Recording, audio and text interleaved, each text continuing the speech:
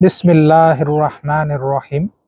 রব্বি ইশরাহ লি সাদরি ওয়া ইয়াসসির লি আমরি ওয়াহলুল উকদাতাম মিন লিসানি ইয়াফকাহু কওলি। আল্লাহুম্মা সাল্লি ওয়া সাল্লিম আলা নবিয়িনা মুহাম্মদ।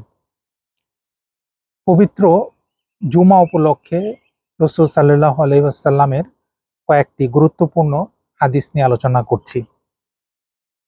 আমর ইবনে আস রাদিয়াল্লাহু তাআলা আনহু থেকে বর্ণিত, তিনি বলেন, আমি রাসূল সাল্লাল্লাহু আলাইহি ওয়াসাল্লামকে অনেকবার উচ্চস্বরে বলতে শুনেছি, অমুকের বংশধর আমার বন্ধু নয়, আমার বন্ধু হলো একমাত্র আল্লাহ তাআলা এবং সৎ ঈমানদারেরা। তবে তাদের জন্য রয়েছে রক্তের সম্পর্ক, যা আমি বজায় রাখব।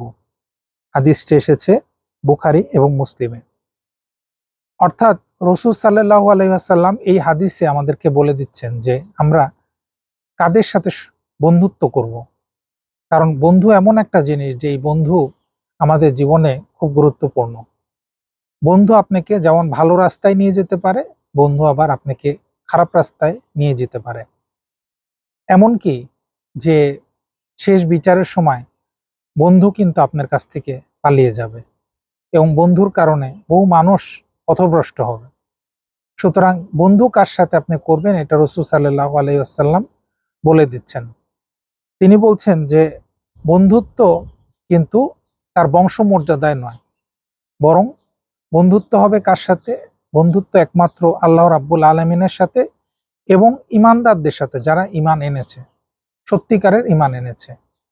বংশমর্যাদায় নয়, তার অর্থতে নয়, তার সম্মানে নয়, প্রতিপত্তিতে নয়, তার ক্ষমতায় নয়।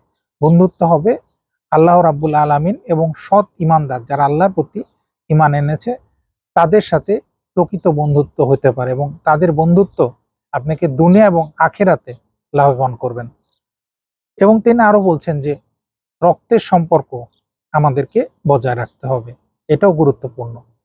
রক্তের সম্পর্ক আমরা কখনো ছিন্ন করতে পারবো না, এটাও রাসূল সাল্লাল্লাহু আলাইহি ওয়াসাল্লামের গুরুত্বপূর্ণ একটি শিক্ষা। আসসালামু আলাইকুম।